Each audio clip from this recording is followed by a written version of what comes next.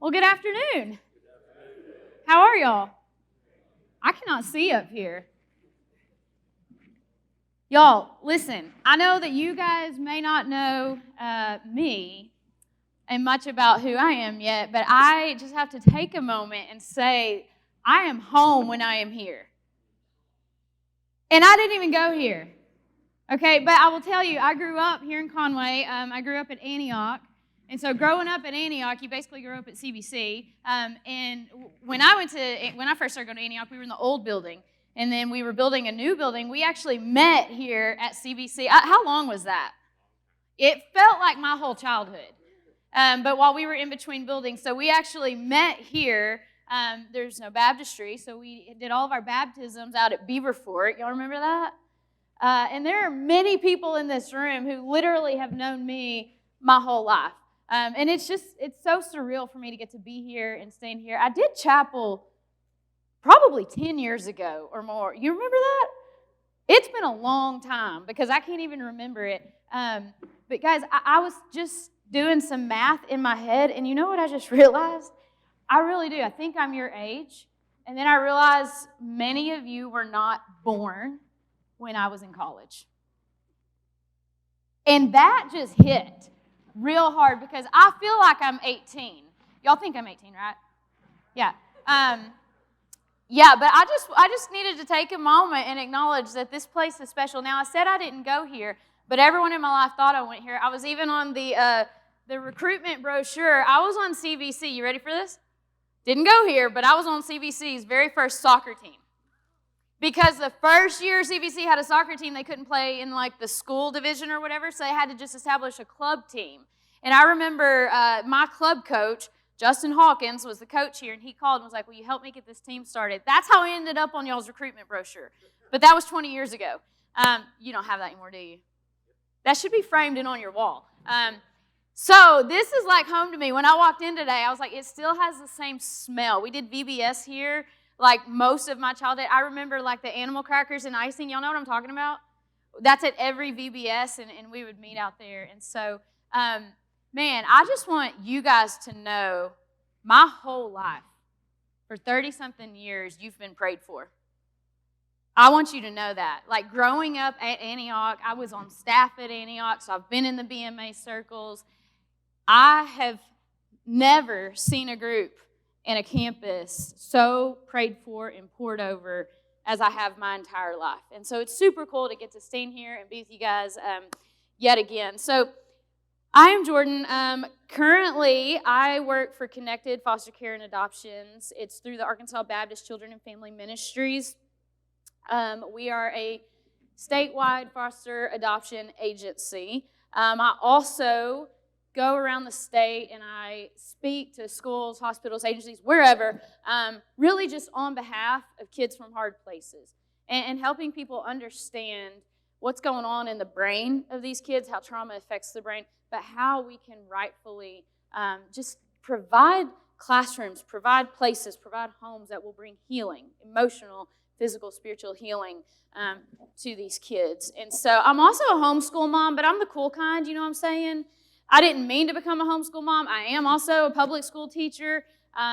So that is who I am. But y'all, yeah, I grew up here in Conway, and I promise you, I've considered leaving 8,000 times. But I love it. I love it. And not only that, but there's this part of me that I just feel called to be planted here and spread roots out and just do ministry in a place that has ministered to me for so well and so long. And so this is my home. Many people in here are my people. So I said I grew up here at Antioch. Brother Donnie, yes, he was like a second dad to me. When we first came to Conway, it was right before I started kindergarten. We started going to Antioch, and I met this girl named Samantha Parrish.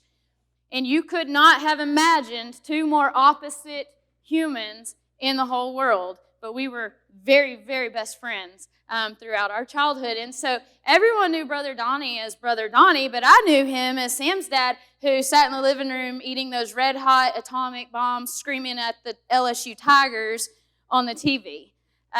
And we played together every single day. In fact, I have to tell the story, but I read The Boxcar Children in like kindergarten. And do y'all still read that?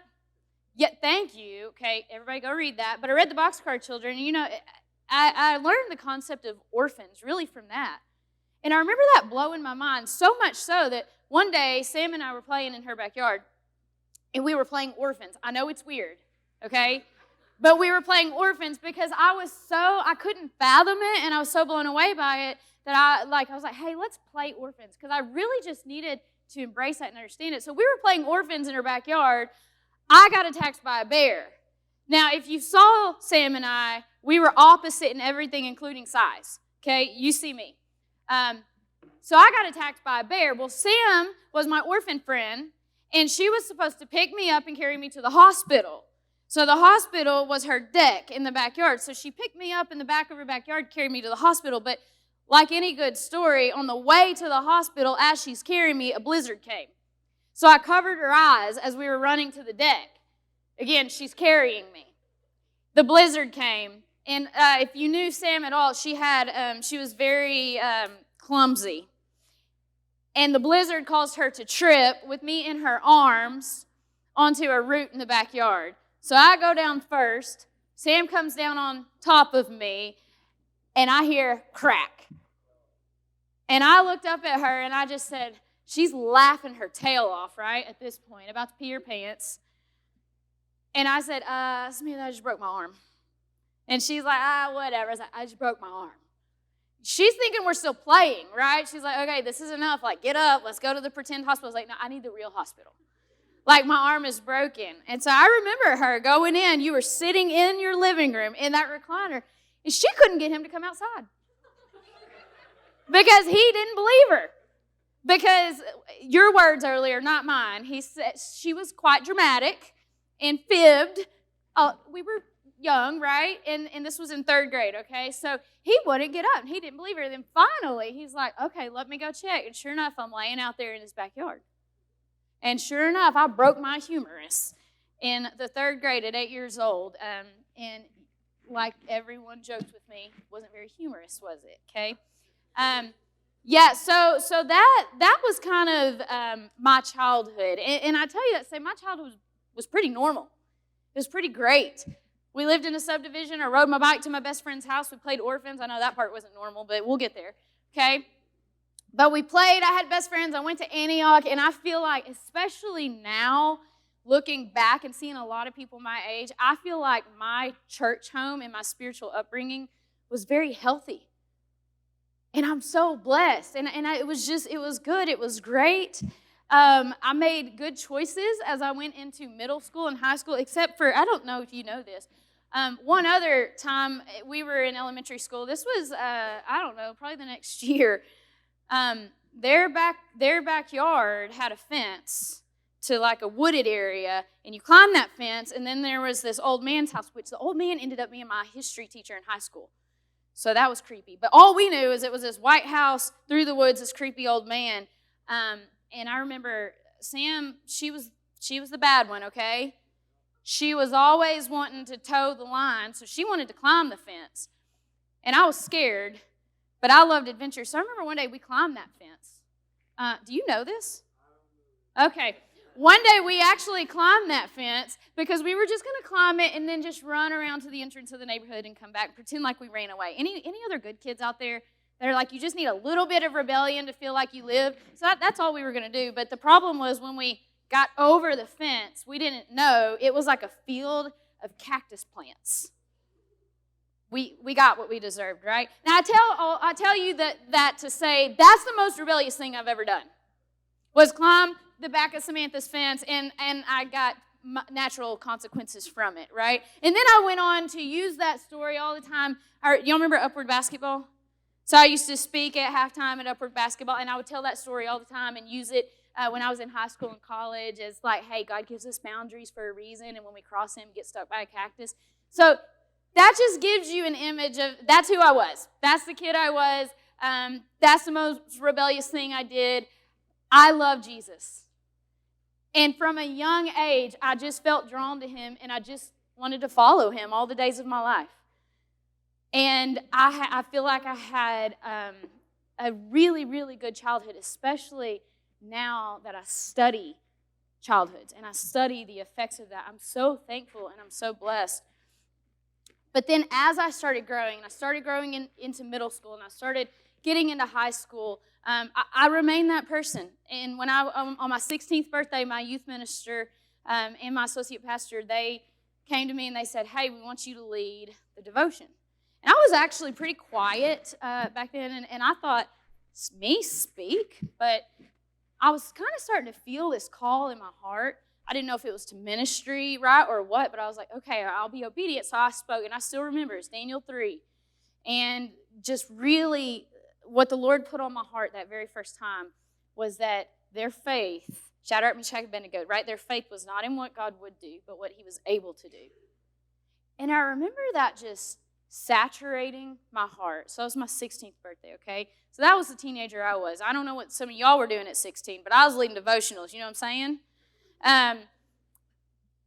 But something else started happening. As I started growing in my faith and as I started really just trying to pursue Jesus, over here, my dad started to get really, really depressed.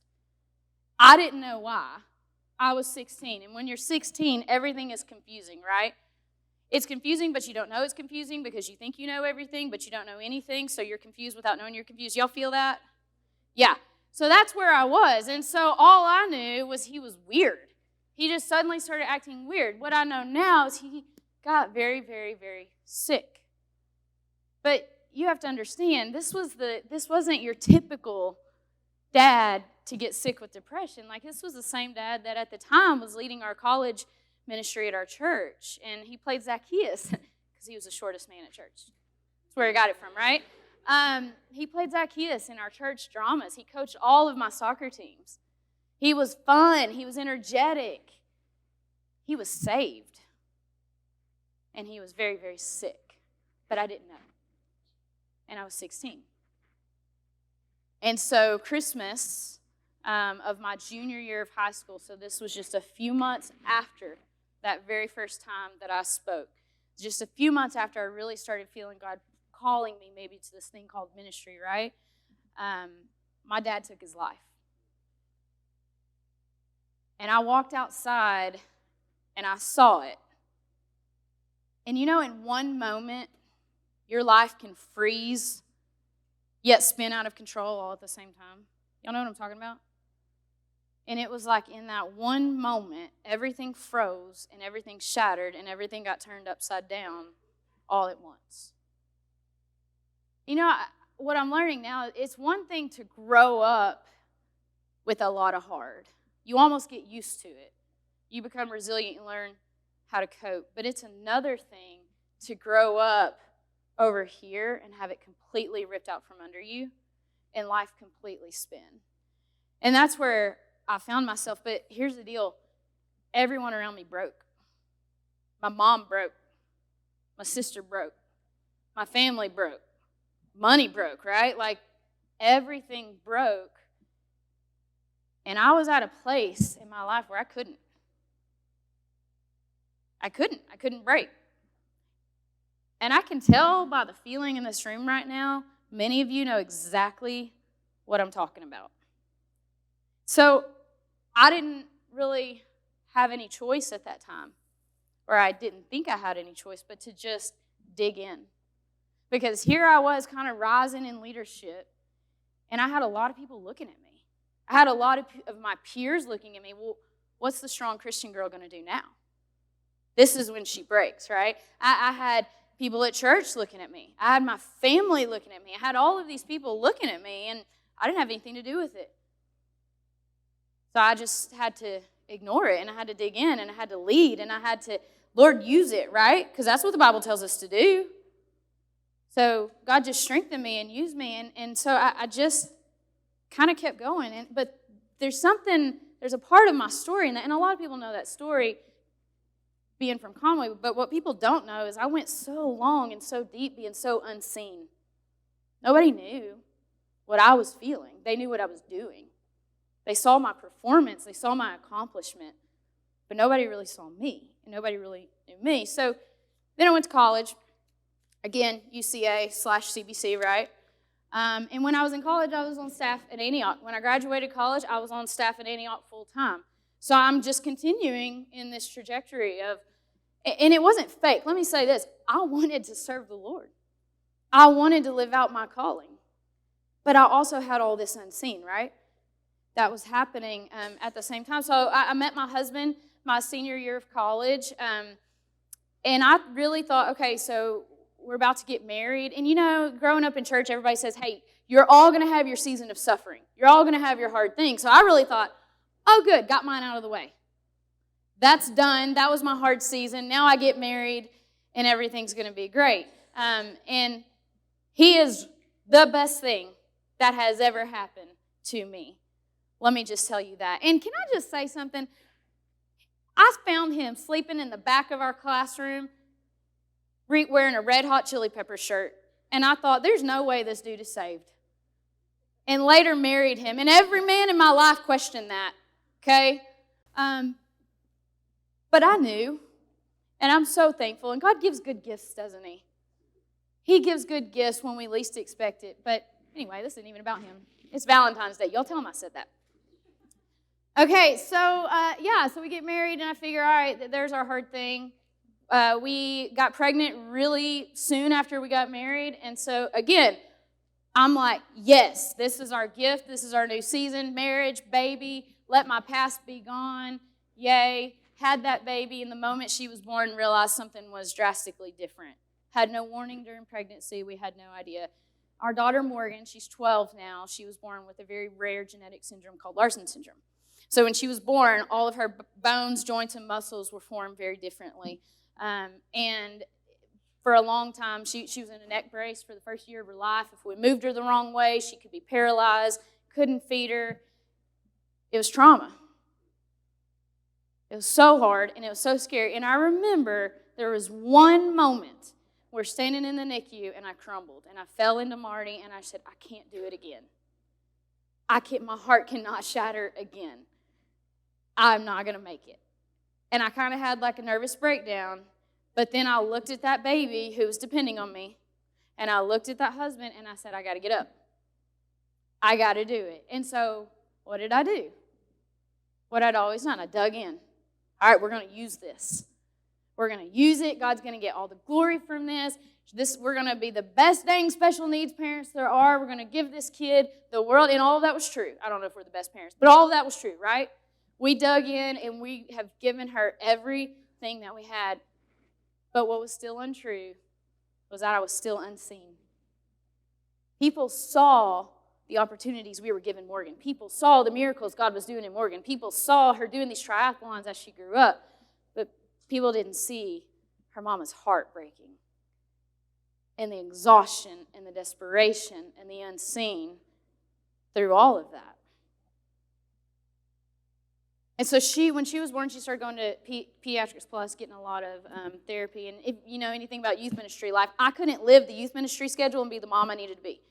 So I became the director at Peds Plus.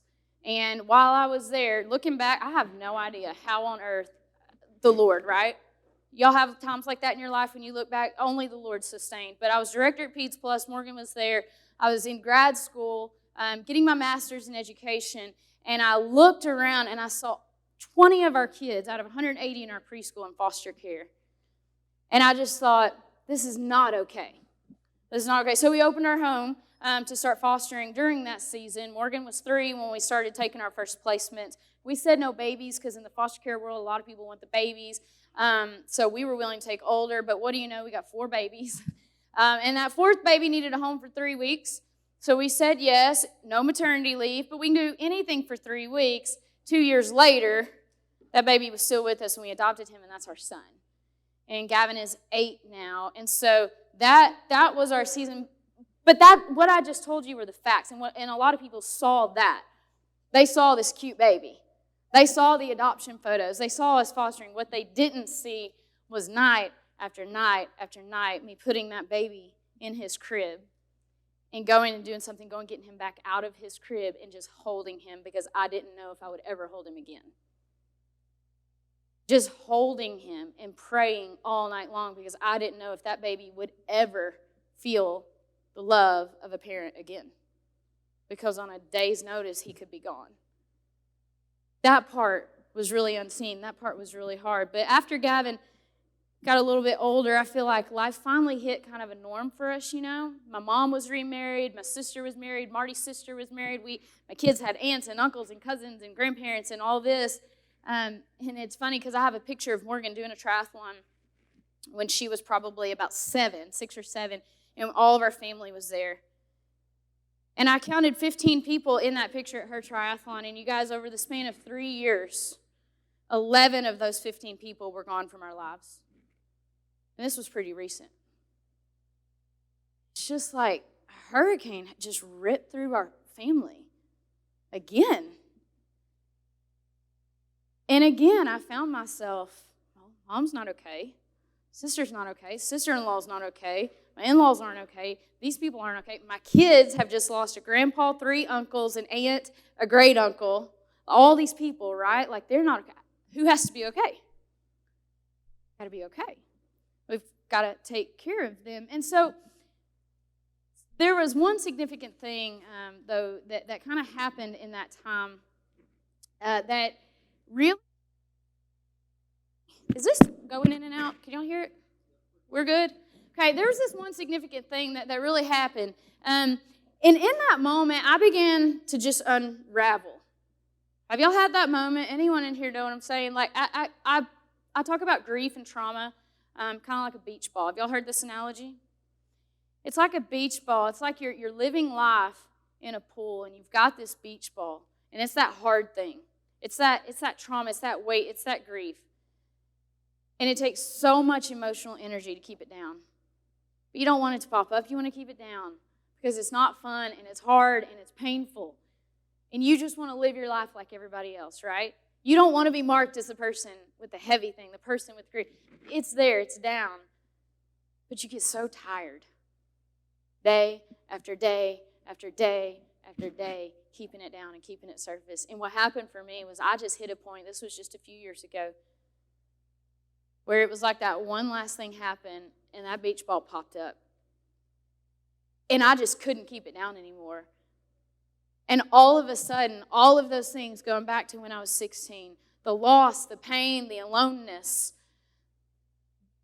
all of that, for the first time, I had no choice but to let it be seen.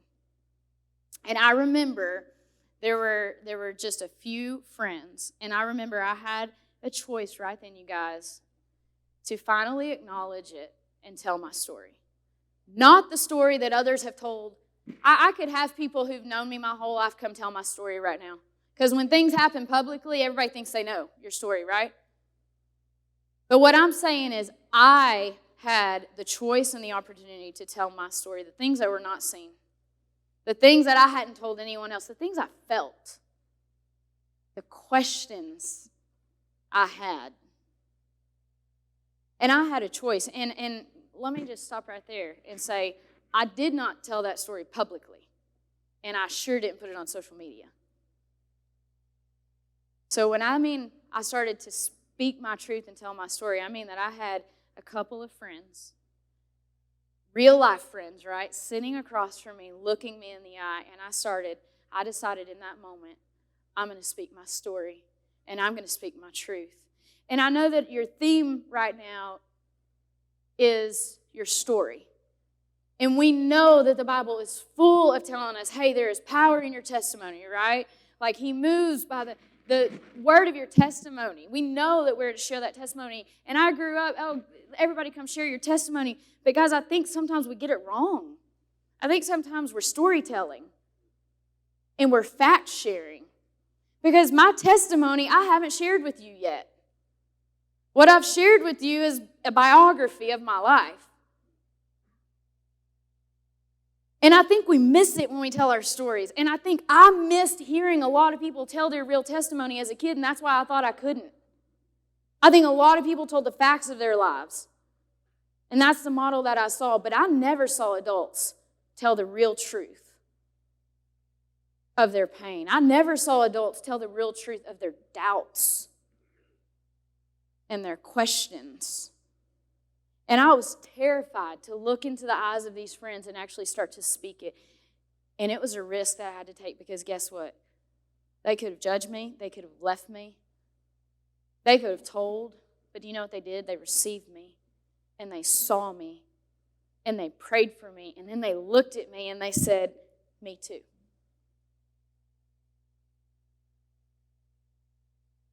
But as I began to look back and share with them that part of my story, I realized something. That was only one part. See, I think in each of our stories, there are kind of 3 different storylines happening at once. But a lot of times, we don't get past the factual storyline.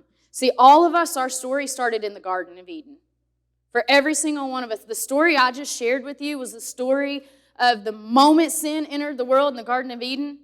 Sin entered my story. And because sin and darkness entered my story, I have pain. And we like to look back and we like to wonder, God, why? God, how? How'd you allow this? And why'd you allow this and this and this? And I can't answer that. And that's not the purpose. But here's the deal. When sin entered the world, sin entered Jordan's story. When sin entered the world, sin entered your story. You are not exempt. I am not privileged to go through this life with the absence of the effects of sin. And neither are you. That does not make God who He is or who He's not. It makes me human. And it makes me a result of the fall of man. And when I wrap my head around that truth and I start processing that and I realize this is just Jordan's version of the consequence of the garden. And this is why Jordan needs and longs for heaven. Here's what I know. You have the same story. We are no different because we are both humans who came from that storyline. Your details are different. Maybe you didn't lose your dad the way I did. Maybe you don't have a daughter like it, but I know this. You have things that are unseen and unknown. You have pain that has not yet been shared. You have doubts and questions, and anyone who stands up here and says they never have are lying. And there is deception in that because we're humans. But guys, as I went back and I started to unpack the pain, and can we stop? Do you think that was easy? No, there's a reason we don't. It was painful. But as I went and unpacked the storyline of the darkness, the storyline of the effects of sin in my life, there were 2 other storylines I couldn't avoid when telling my friends. And one was also the storyline of what God was doing in me in each and every one of those seasons. The other was the storyline of how God was equipping me to use His power through me. And what I know this side of all of that and this far into adulthood, hey, listen, what I wish with my whole life someone would have told me when I was your age. Because when I was your age was when it was real heavy. Because I was in the middle of childhood and adulthood. That's when I had that decision to make. To stuff it down or to bring it to light. And I wish someone would have looked at me and said, the story does not end with the effect of sin on your life. Because as I started to go through and I started to play out those events and those feelings and those questions and those doubts, guys, do you know what else I started to do? I started to see how in every single one of those times and those moments, God was with me even when I didn't know it. I started to go back and I started to see things like this. I started to see that He gave me a kindergarten teacher. In kindergarten, Miss Janice Atterbury, by the way, very familiar to many of you, okay? She was my kindergarten teacher. Who would have known that 12 years later, that is who would be sitting on my floor with me the night of my dad's death, holding me? My kindergarten teacher. And God put her in my life at that time. And 12 years later, there she was, holding me, right? You'll see Him when you look back, providing the brightest sunrise you've ever seen in your bedroom on the 1-month anniversary of your dad's death, when you've spent all night wide awake, knowing you had school the next day, crying yourself to sleep, just pleading, Lord, I can't even get up. I don't even have the strength to get up. And all of a sudden, you ask Him for light. Just please let your light come into this darkness. And the next morning, I've never seen a sunrise. Did I say set? I've never seen a sunrise in that bedroom. Another day of my life, and it was the brightest orange sunrise. But when I look back and I start telling my story, I don't just see my pain, I see His presence. And I see His work in me, and I see Him constantly pursuing me, providing for me. And then I look back and I see him equipping me to use his power through me. So I told you I was playing orphans, right? But what I didn't know back then was God was giving me this unusual draw and understanding for this concept of orphans. He was starting to put his heart for the orphan in mine, even at a young age. I didn't know that through my story of abandonment and loss, he was going to start to equip me to see that in others. I didn't know that through my experience of feeling so unseen and unknown, he was going to give me eyes to make sure anyone in my life was going to be seen and known. Guys, when he opened a job for me to start doing trauma trainings, I had no idea 5 years ago when I started doing the research and all of that he was actually going to lead me on a path to do research on how trauma affects the brain, to bring healing to other kids in the state that was actually going to bring understanding to my own brain and my own life. And you know what? Lead me to my own healing. And I had no idea looking back and all of that. And here's the thing. Those parts of my testimony, what God was doing in me and through me, we don't have time for a chapel service. Those are the parts of my testimony that you and I, if we were sitting down at coffee over discipleship over the span of months, that's the part of your testimony that needs to be shared through discipleship. That's the part of your testimony. It's not the facts that you can stand up and say in 20 minutes. It's as you go back and you share the facts, you collect the remembrance stones that you had along the way. Because that's what I felt like I was able to do with my friends. Is as I went back, I was able to gather the remembrance stones from each of those and say, yes, this was so hard, but he did this. But he was faithful here. But he provided in this way. But he taught me this. And by the end, and when I say I shared my story with them, guys, this wasn't a one-time thing, right? This was an unpacking over months with them. But guys, by the end of that season of finally sharing it, I didn't just have a platter of my pain to show them. I had a monument of remembrance stones of God's faithfulness in my life. And can I tell you this? You do too. So I know I got to stop because y'all got to go to class. But I don't want to end without saying this. You do too. The way I can look back and I can see my pain, I know you can too. For some of you, it's like me. And that pain is big and it's excruciating. And I just want to look at you and say, I'm so sorry. I also want to say, I get it. But it is a lie from the enemy to tell you that you have to carry that alone. It is a lie from the enemy to tell you that you got to keep that down. And I want to encourage every single one of you in this room, you make that decision to be brave and to look back and you tell your story. Not on TikTok or whatever else you're using. But you sit down face to face with someone who you love and who trusts you and you tell your story. And as you tell your story of the facts of your life, you look for those remembrance stones. And I promise you, if you will look, you will find them. And what you will discover is a monument that will lead you every time to stop and praise. Because he's the same God to you as he was to me. The same God to me as he was to Joshua, who he told, go back into that Jordan and get that remembrance stone so you remember how I delivered you. The same God to Moses, right? But you know what Joshua did after he crossed the Jordan? God told him to go back. He went back. God didn't say go forward and get the remembrance stone. He said go back into the very river he just crossed on dry ground and barely escaped. He said go back into it and get your stones from there. So my encouragement to you in this semester of sharing your story, go back into your river and get your remembrance stones. But do you know what he told Joshua? Those remembrance stones, they were not for him. He said, so that when your children ask you what these stones are for, you can tell them what the Lord has done for you. Guys, the thing I'm learning about my story is I want to keep it hidden because it's a lot and it's hard, but it's not for me. My remembrance stones are not just for me, okay? And it's dark out there.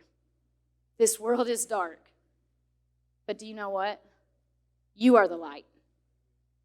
And at some point, we have to stop praying, God, send the light, and realize he has. Now get up and go be it. Okay? I want to pray for y'all. Father, I love you, and I thank you for the truth of who you've been. I thank you for my story. I thank you for my stones of remembrance. And God, I just praise you right now as I look across this room and can just picture monuments from every life represented in here. But Father, I also know there are some who don't know. They don't know that you were there because they don't know you. And God, I pray right now, Father, that you give everyone in this room the courage to look back over their own story and look for you. And Father, those who know you, I pray that they build their monuments of remembrance stones, that they share it, that they look for ways you are equipping them to do the work of their life. But God, I pray specifically for those right now who have not ever really known you. And Father, let this journey of looking back, let this journey of sending them back into the Jordan be the moment that they find you. And when they do, Father, let it be so unavoidable that they have to share. And I pray right now, in the name of Jesus, against any scheme of Satan, right now to cause any lie or doubt or deception from letting that truth in. And I praise you for the light, and I praise you for the truth, that the light shines in the darkness, and the darkness will never overcome it. And I pray all this in your name. Amen.